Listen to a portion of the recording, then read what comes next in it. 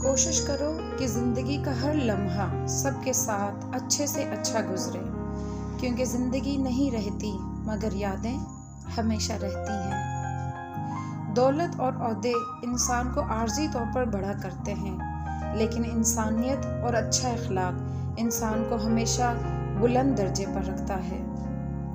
वो नेकी बड़ी मोतबर है जिसका कोई गवाह न हो सिवाय अल्लाह के। आपकी आंखें अक्सर वही लोग खोलते हैं जिन पर आप आंखें बंद करके भरोसा करते हैं।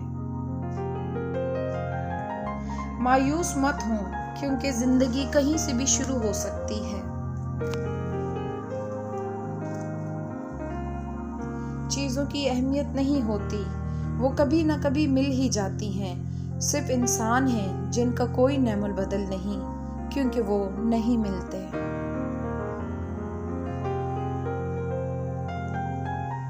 वो शख्स सचमुच में अक्लमंद है जो गुस्से की हालत में भी बुरी बात मुंह से नहीं निकालता।